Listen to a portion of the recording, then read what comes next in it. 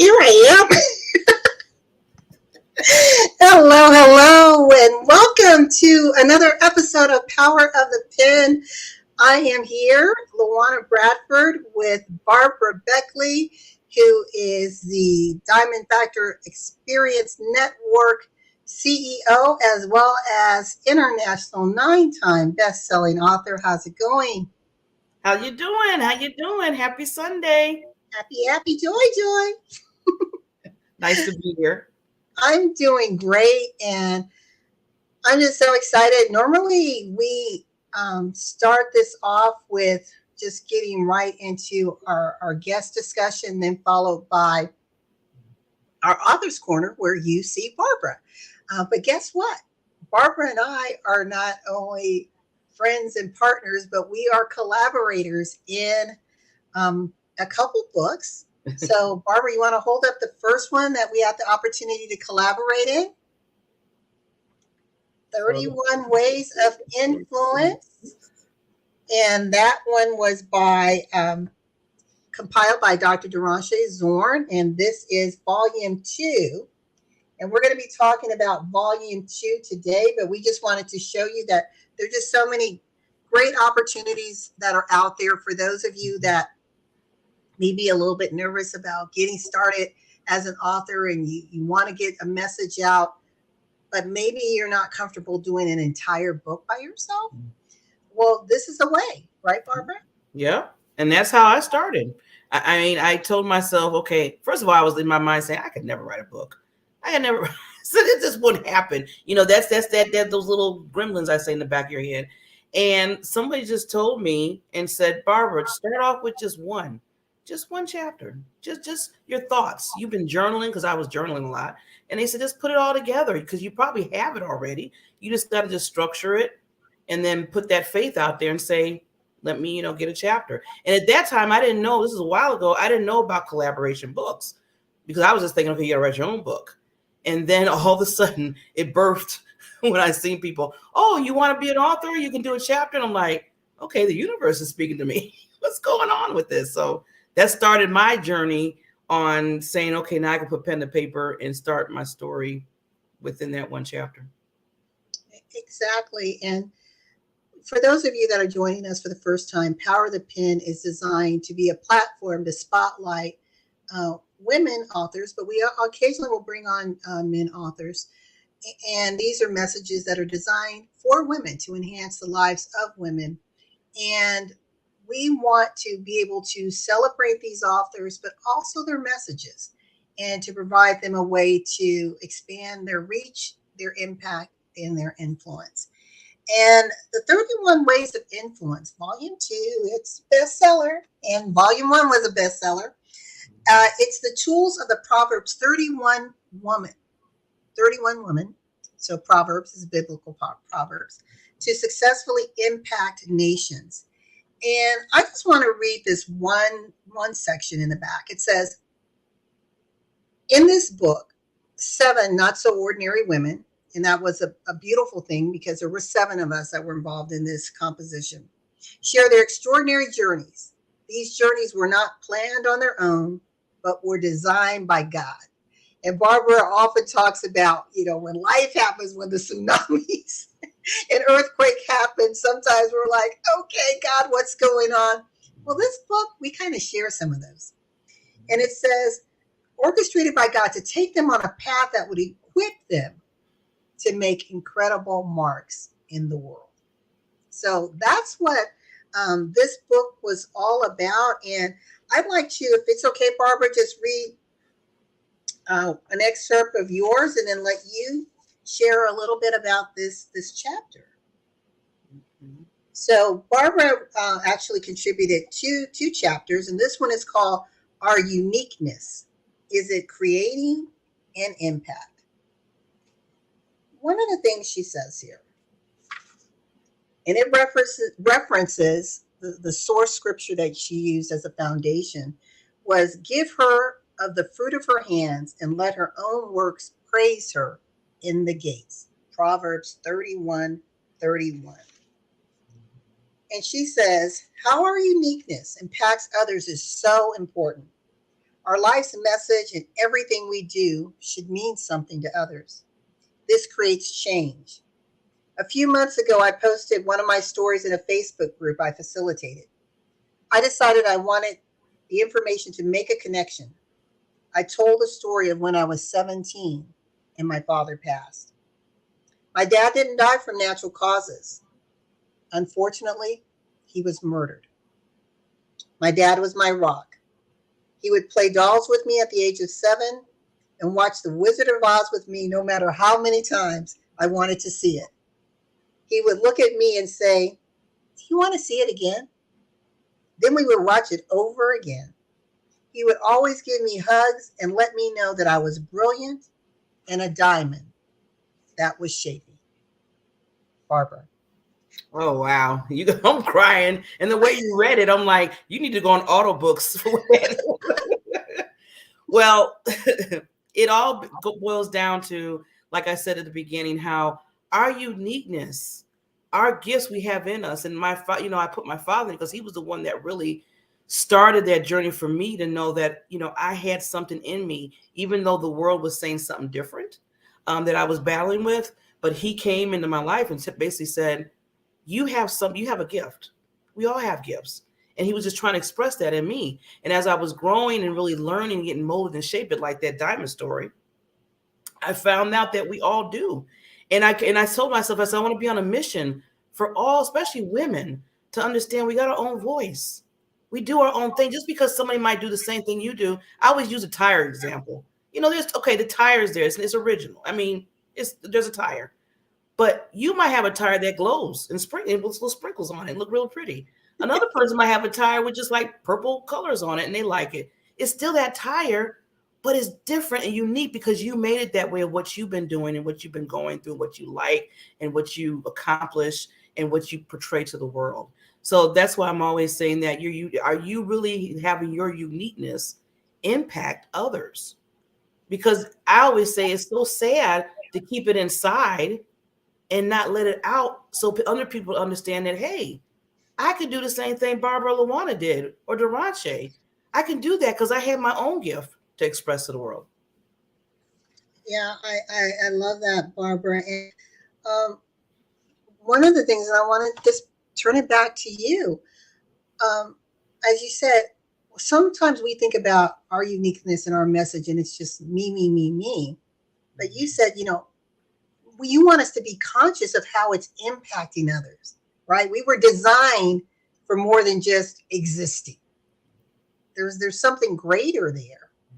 And with you, Barbara, what do you think is the most motivating factor to not only are you positioning yourself in this message in the written word in books, but you're also on stage and you also have an entire coaching component that talks about, as you call it, your PPD, purpose, passion, and drive. Yes. Yes. So I told myself I'm on this mission. I said, okay, now that I know, see, the one thing about when you find your purpose, and that's what I'm always grilling in people's head too, like LaWanna said, when you find that purpose, it's not a point of, well, maybe I should do it. It's like, no, now I have to do it because that's part of your being now. So I said, no matter what. So I always talk about through the storms and everything we talked about earlier, I still have to, my foundation right there is the purpose that I need to move forward in no matter what. So I found ways even through the storm to bring that out because people are looking for that light. They're looking for that hope. And I talk about that lighthouse where I say we have to be the lighthouse.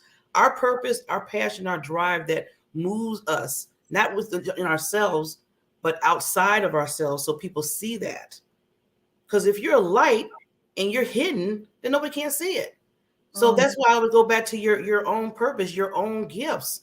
It's like, why hide it in a box? Why hide it somewhere in your house? You need to bring it out so people can see that light because they need to see just like you need to see. I love that. And when you just shared about the lighthouse, I had the awesome privilege to visit Barbara late last summer in Wisconsin. And we went on, was it Lake Michigan? Yeah. Yeah. And to see, she always talks about the lighthouse, and she goes, LaWanna, look to your left. I'm like, it's the lighthouse. I mean, it was just so beautiful and so tranquil. But it's amazing that, God will bring and put in front of us just those little beacons to trigger a memory, to trigger the impression of a message that was intended for us. Yes. Um, One of the things in I Am Her, Dr. Derashay, who is actually the collaborator, and a collaborator is, or a compiler, is the one who is bringing all of us together, all the authors together. And as we mentioned, there was a shared intention, and we'll get into that when we talk about Author's Corner. And so all of us tapped into the vision of the book. And one of the things that she did is, in compiling this, she grouped these stories into categories from stewardship, financial management, purpose, relationships, being outspoken, and leadership. And at the end of each chapter, there are applications. So it's not just you're reading a good story or saying, oh, wow, I didn't know someone went through that. Great, they overcame it. But now in this book, what I love how it makes it so unique, or there's some applications, right, Barbara? Yeah. Yeah. Yeah, I Right. always say it's one thing to say it and put it in a book and say, okay, boom, boom, boom. It's another thing to take action with it. And that's where the magic, I feel like that's where the magic starts. You're giving them awareness first, you're giving them the story, what you're putting in, and then you said, okay, now take what was stated, the foundations of it, and apply it to what you're trying to do in your life. Yes. And I want to salute the other authors that were in the book: Sharon Jones, Reverend Rita Henderson, Tamika Smith, Shonda Johnson, and then, of course, Barbara, myself, and Dr. Derashay. Now, my chapter, I was dealing with financial management. And I came out of Proverbs 31:21 as my source. And it says, she is not afraid of the snow for her household, for all of her household are clothed with scarlet. And my chapter is entitled, Stay Warm When It's Cold Outside. I like that. And it says, today we have financial crisis facing women, yet they're unwilling to have those critical conversations and receive the education needed to make the best financial decisions for themselves and their family. This scripture creates assumptions that somehow she received the education and guidance on not only how to manage a household, but how to be a fiscal stewardship of her household, and one who contribute financially in such a meaningful way that it eliminated worry, stress, and fear. She knew all was well, and she knew that she had done the right things to put life in order for her family. Many of us have enough reserves for 1 or 2 months, but we do not have enough to sustain us for the long time. This is all about a mindset. And this particular chapter, everyone who knows me and has heard me, I'm very passionate about women getting their financial house in order. And this particular book that we wrote, and it was published released during the pandemic. We're still in the pandemic. And so I was pulling from what's happening now and how women are being impacted even more so today than ever before. The crisis that we felt is being compounded, and we have to do our due diligence to take control of our life and start putting things in place, because success leaves clues. So you may not have all the answers. You may not know the best saving practices or best investment practices, or how to manage when you have more month than you do money. But when you surround yourself with the right people and you have the guidance that you need, this whole chapter is about that preparation, because it is going to get cold outside. We live long enough, we're going to feel the chills of winter. So are you ready? Are you being that grasshopper hopping about to and fro? Or are you being that diligent little ant doing the little things every single day that you know are going to give you that peace of mind that when life happens, that you're going to be okay, or you're going to have resources that you can tap into, whether it's mom and dad or whoever. You're going to have some resources to tap into. So that's what this chapter was about. Barbara, do you want to add anything before we go into your second chapter?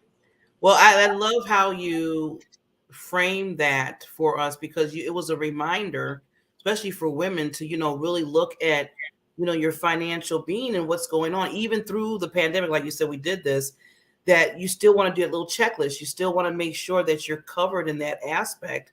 And I'm glad that you put that out there, because we need to do that all the time. I mean, like you said, in the applications of it, I'll tell people, when you buy the book and you read that chapter of LaWanna, apply those applications and look at what's needed. And don't be well, I hate to say the shame, but I'm gonna say it. Be ashamed because you might not have it all together.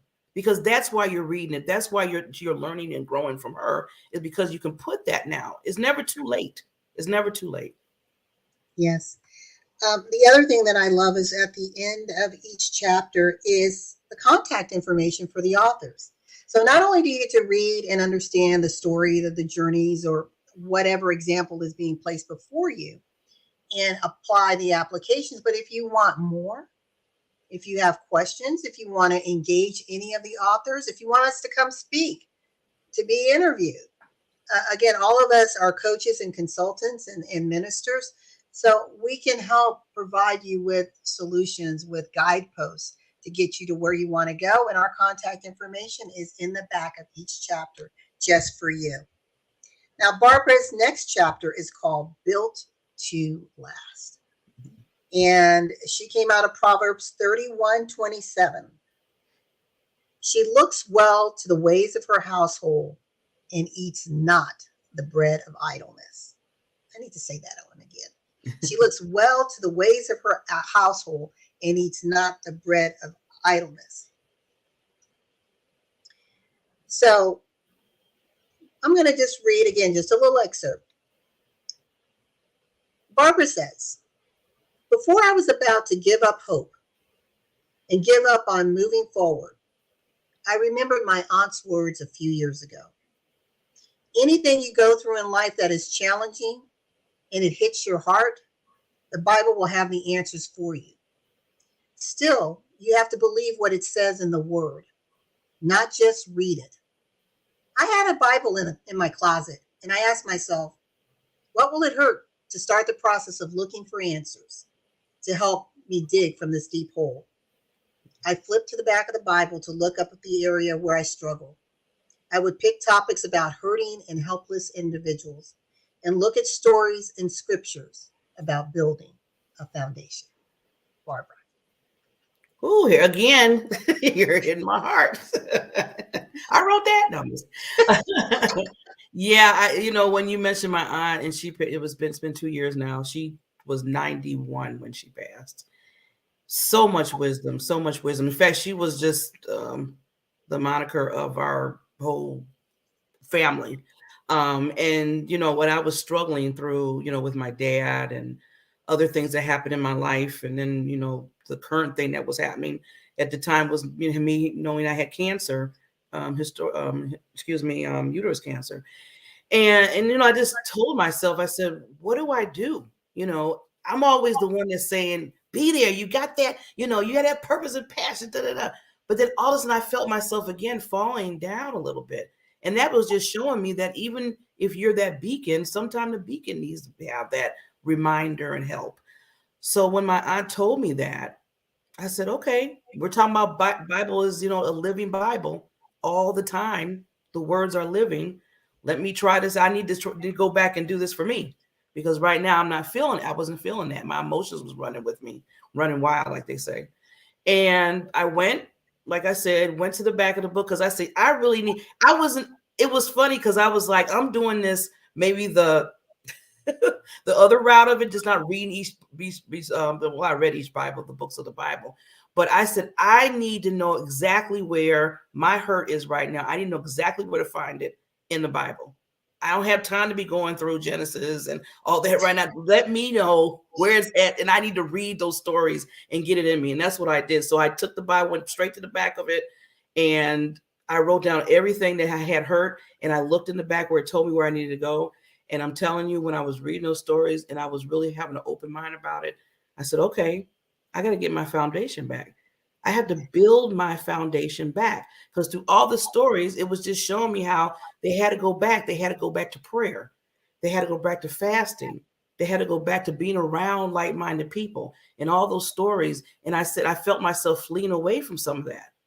So that's why I had to rebuild, because my foundation was there, but it was ugh. So I had to check myself on that. And I love what you're saying, Barbara. It's when we are in those situations, if we pause, we will find the solutions. They're around us. They're the people who will give us wisdom, give us the words of encouragement, give us the solutions, the resources. But we have to sometimes humble ourselves and say, it's okay that I don't know, but what I do know is I don't like being here. I don't like being in this stuck state, and I need some help, and I'm going to look around and reach out to it, right? Mm-hmm. I like how you said, LaWanna. He said, I know I just don't like it here. And that's how I felt too. I said, some just, it's not feeling good. This is not a good feeling. So yeah, and it's good. You, like you said, there's nothing wrong, again, just like LaWanna, her book, nothing wrong with saying, you know what, I don't know. I don't know, or I need some extra help here to figure out what's going on. Yeah. Yes. We are reading some excerpts from 31 Ways of Influence, the collaborative book that we were a part of, 31 Ways of Influence. And this was put together, compiled by Dr. Derashay Zorn. There were 7 amazing authors in here. And yes, I am saluting Barbara, myself, and Dr. Derashay as amazing authors, along with Sharon Jones, Reverend Rita Henderson, Tamika Smith, and Shonda Johnson.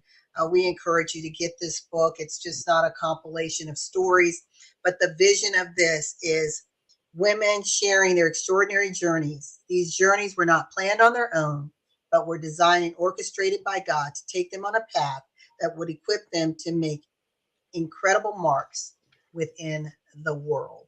And I'm going to pause and give us a quick commercial before we continue on.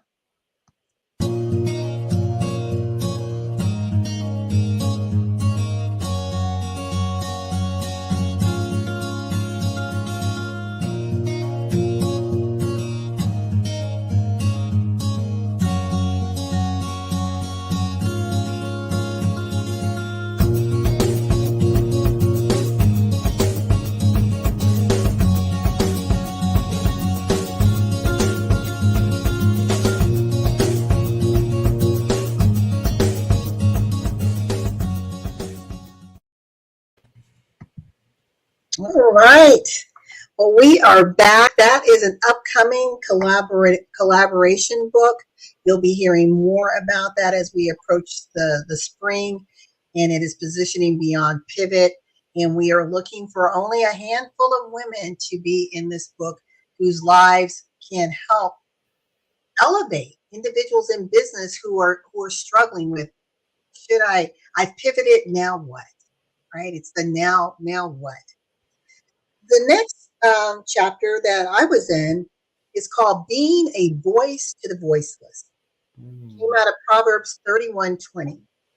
She stretches her hand to the poor. Yes, she reaches forth her hands to the needy. During 2007, 2008, I became one of the marginalized. Prior to the economic mortgage crisis, I was basking in abundance and increase. Suddenly, I, along with thousands of others, found myself the victim of poor Wall Street decisions and constructs. It appeared that I had toppled from grace and favor to a person no longer seen as worthy by those who held the purse strings. With the flow of income in question, I was treated differently, even by my so-called friends. My essence of being had not changed. I was still the same person. Yet, when I walked into the bank, I was treated less than. And my accounts were changed or placed in a lower status. or even close. My business creditors pounced on me like vultures and demanded all payments immediately, with the threat of lawsuits if I failed to pay. Mm. The landscape had definitely changed, and my face was analogous with not our kind of client. Mm. They were not looking at my character or my financial history. There was a favor.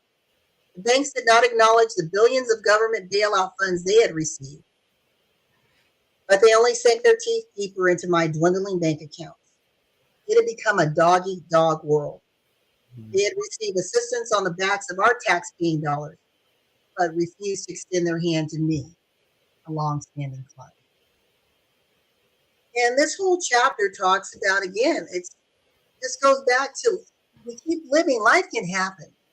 Mm. And there's different variations or varying degrees of what can happen to us. And for me, financially, that was the all-time low of the low. To be treated almost like a criminal when I went into a bank account and to not have a voice. Suddenly my voice was stripped from me. They didn't want to speak to me. And so that's why this was called being the voice of the voiceless, is I had to turn to someone who could be my voice, someone who had experiences, who could guide me and get me out of this dark place. I mean, I sank to the point that I didn't know if I was even going to be able to hold on to my home. Thank God. Thank you, Mom and Dad, for having my back. There were times I didn't know if the lights were going to stay on. I didn't know how I was going to be able to eat. And again, I'm with someone, I was rocking and rolling financially. When I say rocking and rolling, I already had a retirement account in excess of $1 million. It went down to 1,500. And there's a whole story behind that.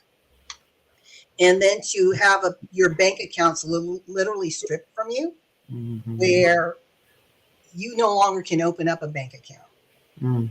That's something that you hear from those that are on the criminal side. But suddenly I was criminalized. I was demonized. I was, we don't want you. But the thing that hurt me the most, Parker, my so-called friends. You know, they were there when there was abundance. Oh, yeah, they wanted to hang around LaWanna. But these so-called good friends, I got your back, girl, suddenly they went ghost. They were nowhere to be found. I swallowed my pride to even ask for financial assistance to people who I had been there and asked and had provided help. And there was every excuse under the book why they couldn't be there for me.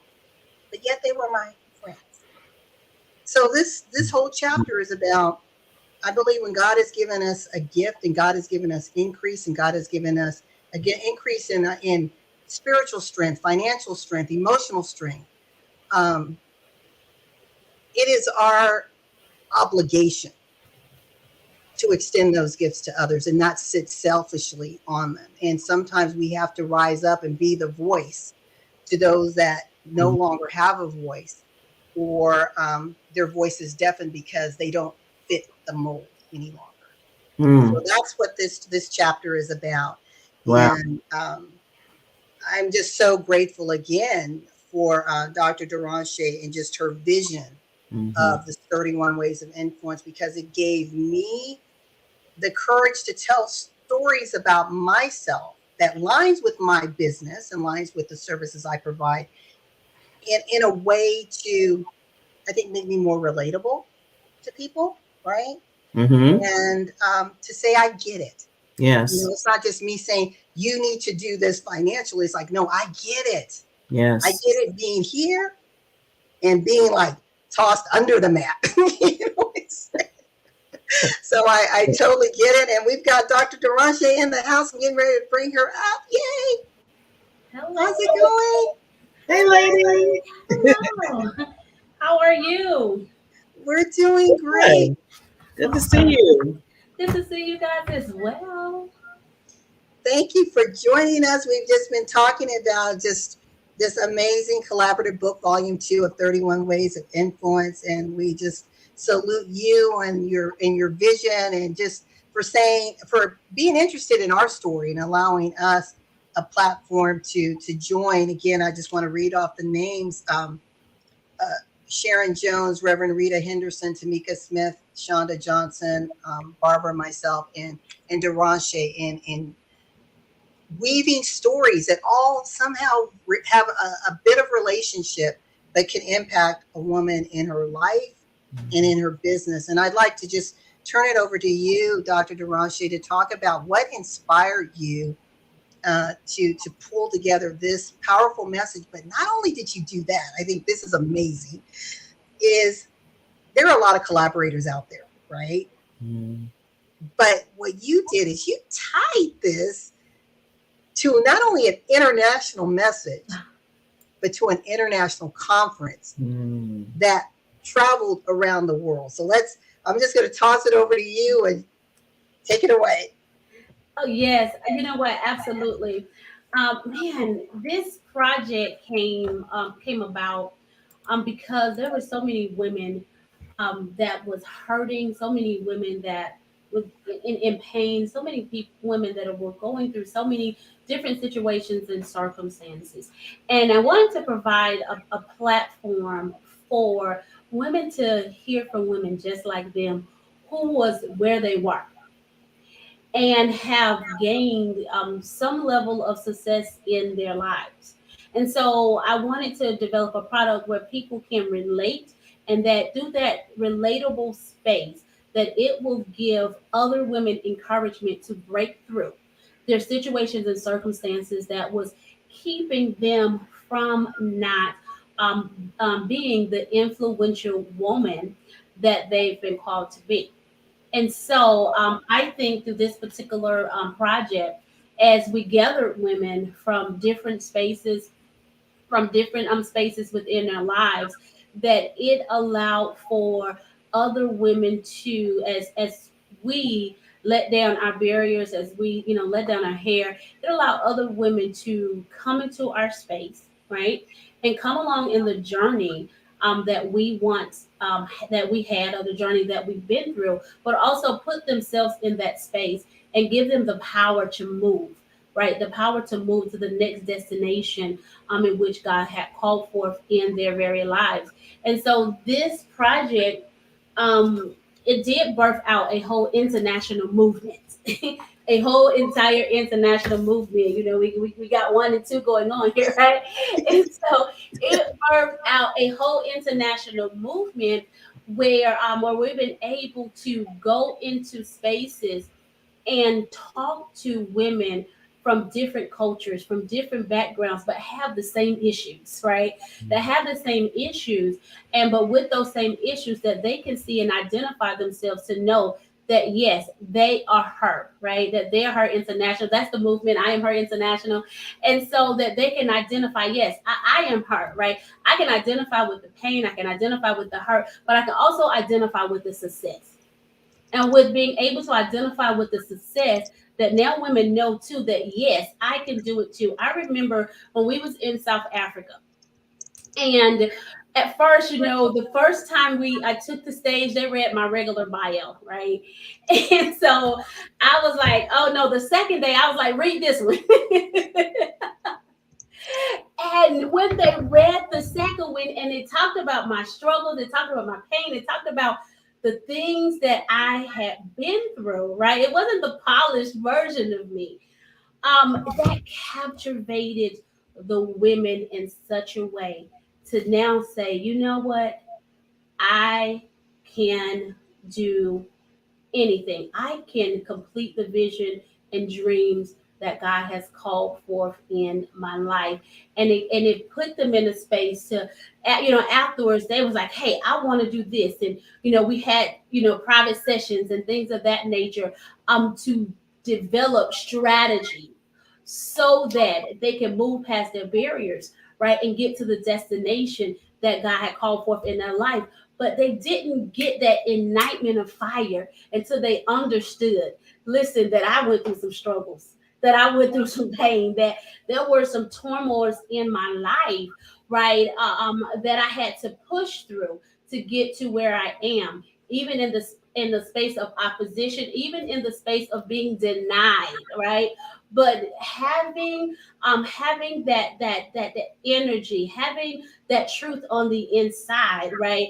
To not allow the denial, to not allow life situations, storms, and circumstances to keep me in that place, bring forth inspiration. And so, yes, these books are books of inspiration, aspirations to let women know all around the world that, listen, you are her. You are the Proverbs 31 woman. There's a Proverbs 31 woman on the inside of you. And don't allow your situation, your circumstances, your history, don't allow any of those things to deny that woman to emerge and arise so that you can make the impact and the influence, right? And let us not mention the income.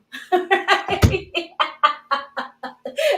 That God has not only placed a desire in you, but that you absolutely deserve, because you are her. You are her everywhere you grace your feet. And so that she can show up confidently in that space and just own it. That's all I'm saying. So I'm always excited about this project.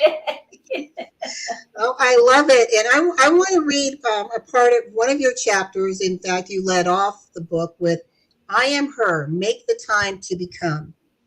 And you said, as a little girl, I always had big dreams and a plan for my life. In my plans, I would finish high school and college, stay pure until marriage, become a computer programmer, analyst, technician, have children, buy a beautiful home in a good neighborhood, have a nice car and a lot of money, be able to take care of my grandma and live happily ever after, in that exact order. There was a determination inside of me not to become another statistic, a product of my chaotic childhood environment. However, all of it caught up with me temporarily, and I was caught up in a vicious cycle. Derashay, do you want to talk just a little bit about just when that reader walks away from this chapter, what's the big message you want them to take away? Yeah, the big message that I want readers to take away from this particular chapter with making time to be heard is that don't give up on your dreams, your goals, or your desires of your heart just because life may have not happened the way you mapped it out. It may not happen the way you mapped it out, but the destination is still the same, right? The destination, your end game for your vision is still the same. And so, what you have to do in the midst of chaos, in the midst of all the things that may be happening, you have to find that precious time, the precious time to stay focused on your dream, to stay focused on your vision, to stay focused with that's what's on the inside of your heart.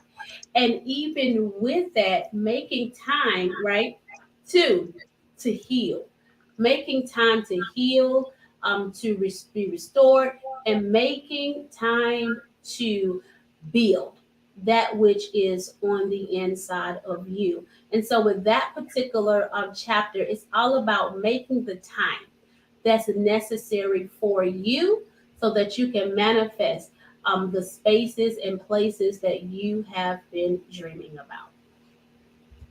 Love it. Barbara, have any comments? I'm just in this like, oh my God, I could just stay here forever with you and Rache. But I just want to thank, I mean, I want to say this because I know LaWanna said earlier, but I want to thank you too, Derashay, for letting, just me and us being a part of your vision.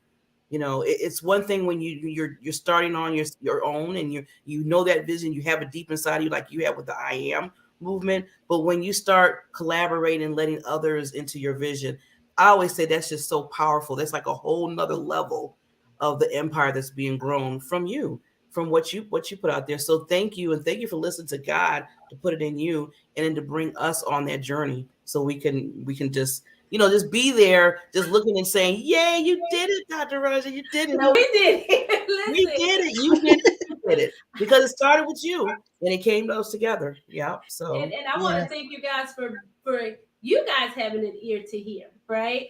Because he gave me the seed of vision, but even when he gave me the vision, he already had y'all in mind. in mind. I didn't know you. I didn't know who you were. I didn't know who the women, was going to be. And that is something else. I just want to just pause right there and say, listen, you may not know who's going to be there on your journey, but if you just move in it, everybody that is supposed to be there, they will come. Listen, they will come, they will show up, because I did not know these two women, but there was somebody that was connected to me who knew them, and they see the call that went out. And when they seen the call, they came upon and they came upon the journey. And so that's the other thing. I know many times we say, oh, move in silence. But had I moved in silence, how would they have known that this was the project that they were supposed to be upon if I would have moved in silence? So I want us to really think about that as well. And something that we take away is that sometimes silence is a place that is stagnating you, a place that's keeping you from growing and maturing in the very vision that God has called forth in your life. Look, speak out loud. Ezra, in the book of Ezra, King Cyrus, he spoke the vision that God gave him. And when he spoke the vision, those who came to work with him, who was going to work with him to get that temple, was going to go do the work to get the temple built, they was there. Those who was going to finance it, they came out and showed up. And those who wasn't going to be a part of it, listen, they did absolutely nothing. And it's absolutely okay, because who needed to be there was there. And so I'm excited that you guys heard when it went out, that you heard and you became a part of it, because it was everything. Every person on the project made it everything that it is. And I just couldn't have done that by myself. Well, that leads us to the, like I said, you opened up the book with your chapter and you closed it. And this last chapter is called Release Your Sound. It's based out of Proverbs 31:26. She opens her mouth with wisdom, and on her tongue is the law of kindness. And you write, we commend women leaders who refuse to be silent as they break up the status quo, raised above society dysfunctions, and release their sound. Their courage has laid the foundation and cracked open doors for many women to show up in their brilliance unapologetically. Even with foundations laid and doors cracked open, there's still this glass ceiling that suppresses many women from releasing their sound. If it has ever been a time to break the glass divider and stand on the shoulders of those who paved the way, indeed, the time is now. It is a time of awakening and activating the release of the sound that God has placed within you. Let's break the silence as Isaiah 52:1-3 is released upon us. Awake, O Zion, clothe yourself with strength. Put on your garments of splendor, O Jerusalem, the holy city. The uncircumcised and defiled will not enter you again. Shake off the dust. Rise up. Sit enthroned, O Jerusalem. Free yourself from the chains on your neck and captive daughter of Zion. For this is what the Lord says. You were sold for nothing, and without money you will be redeemed. Isaiah 52:1-3. Dr. Derashay. Oh, yes. Listen, oh my God, listen, around the world, and no matter what space that you're in, listen, you can go in spaces and places, and there is just a stagnation, right? In the room, in the air, in the atmosphere, when it comes to women operating in their gifts and operating in the things that God has called forth unto them. There is this invisible rope that is around the neck of women, that women dare to defy and break. Dare to defy and break because of fear, because of lack of confidence, because of just so many different things. But I just believe if we would just arise, right, with our sound, if we would just arise with our intelligence and with what it is that God has given unto us, that it will begin to make a different sound in the room, right? It will begin to make a different sound. It will begin to illuminate a greater solutions. I'm gonna go ahead and put it out there. Listen, it will begin to illuminate greater solutions, because women have been silent for so long. I believe that that because of their solutions being absent, that's the reason why there's not a greater solutions to different things that we are facing economically, socially, the different things that are happening in the world. I believe that when the woman's touch get into the space, that is going to begin to make a difference. Healing is going to be able to come forth. I believe that it will cause crimes to be reduced. I believe that it is going to begin to build better relationships and things of that nature, because things have been built so one-sided because the woman has been silent. And so as soon as she begins to release her voice, better solutions are going to begin to manifest. See, and what I love about it is that her solution just come and enhance the solutions that's already been there, right? And so we're able to come and make a sound in the earth next to our counterparts that enhance and make a greater global impact, right? But we need the sound. We need her sound to be released in the earth. I love that. We are going to pause for a moment and allow, well, if I can get this to pause for a moment. Here we go. Hi. There we go. And we're going to show one ad, and we've got about 7 minutes before it's time for us to sign off.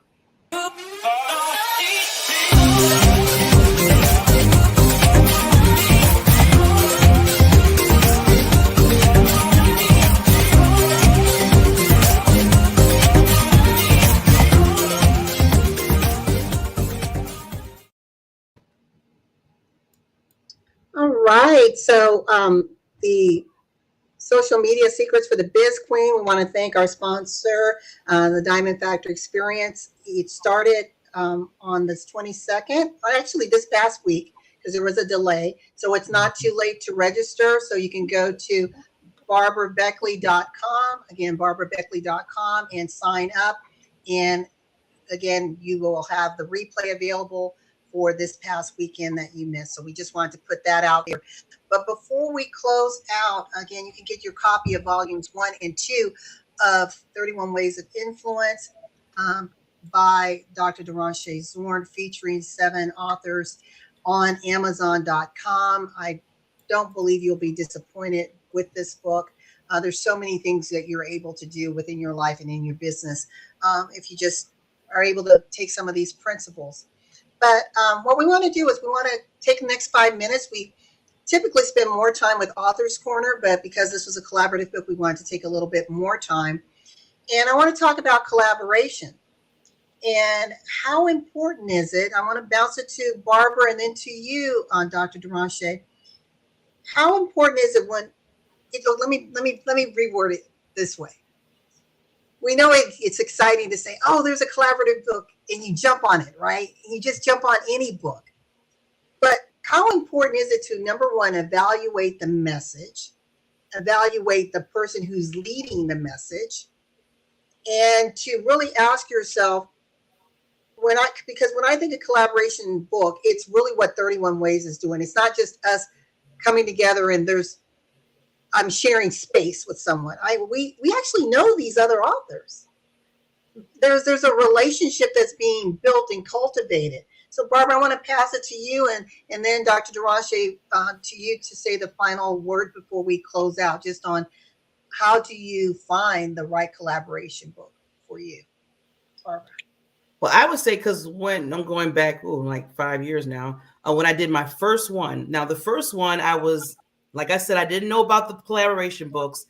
And somebody said, well, you got a journal. You've been putting your story out there already. You don't even realize it. And I'm like, yeah, and I do want to create impact. Little me in my mind's like, I want to create impact. And they told me about this book collaboration book. Now, me, knowing that person and trusting the person they were telling me was doing this whole collaboration book and they had their thoughts, I was like, okay, let me get into it. And at the time, okay, my first time was like, ooh, this is cool. I'm in a book. And by the way, I'm become a first time author. Didn't think about how it was supposed to resonate moving forward after that chapter was put in there. And even though the person that was over it was her sound, like Derashay said, was her gift, what she was birthing in this book for everybody, was it the same? Was it connecting with me? And at the time, I was like, okay, I got a book. I'm in a book. It's just the number one bestseller. But I really had to look at the fact that maybe it wasn't really that fit. And I'm saying this because what we're saying earlier about making sure that everything resonates and connects together. So when I got in 31 Ways, both volumes, both volumes, I seen the fit because it wasn't just we're in a chapter. It was more than that. And it was resonating with me. I'll never forget when I called Derashay up. First, I met Derashay through LaWanna, and she's like, oh, she got this book bar. You want to be in it? And first, I was saying, okay, I've been in a few. Maybe I shouldn't do this. And then something in me just pushed and said, because I was like the last of Mohicans to get in the first volume. I really was. And because she was rolling with the authors and LaWanna, everybody was in there. And I'm like, I got it. Wait a minute. I'm missing out. Something just told me I'm missing out, Barbara. This is what you need to be in this book. And I remember calling Derashay and messaging her and saying, I want to be in the book. Is it too late? Is it too late? You said, I'll get you the link. I said, I just want to make sure I'm in the book. and it's just everything just came together. Just came together in what I'm doing and what she was doing, what other ladies are doing. So it just to put it all together, like I'm saying, is make sure that it's that fit throughout and not just writing something in a book, because it's more than that, especially if you're trying to create an impact. Like I absolutely, love that. it got to align with your vision. How does when we get ready to do collaboration, it needs to be a win-win for everyone. And so we have to decide, does this fit with my brand, right? Does it fit with my brand? Does it drive what my mission is, right? And not only that, Barbara said something very important. What does it look like afterwards, right? What does it look like afterwards? Are we just writing a book, or are we looking to really make impact, you know what I'm saying, within the lives of individuals? And what does that continuation looks like?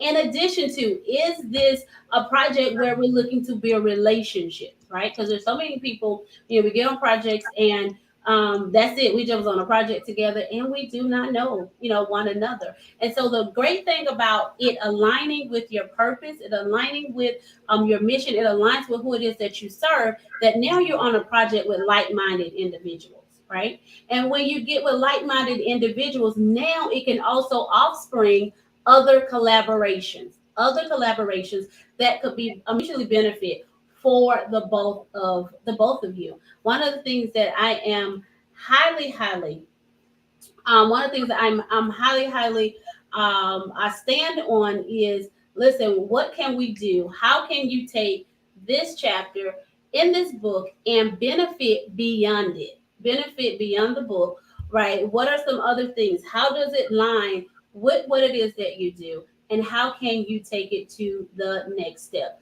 Whether it's collaborating with other people or developing other products from them, where other people have did that. People have developed businesses and ministries of birth, and all sorts of things have happened just because, listen, we decided to collaborate together with a message. I love that. Ladies, can you believe we are almost out of time? I do want to show a video. And this video, one of the things that we do with this collaboration, I think this is real important so that you know, Barbara and I, we provide training for authors in how to present, how to show up, how to magnify your message beyond the book. Dr. Derashay, she is actually a publisher. She has a publishing company. So it's more than just let's be in this collaboration book. She's got this entire back office to help build you, your brand, your platform, whether it's in a collaboration book or independent books. She's got talk shows, radio shows that hit the international stage. There's just so much to the three of us. But we wanted to just kind of sit in this for a moment. But I want to show you a video clip of some of the work that we do to help authors become a bit more visible. So let me do some of my little back office stuff here. And here we go.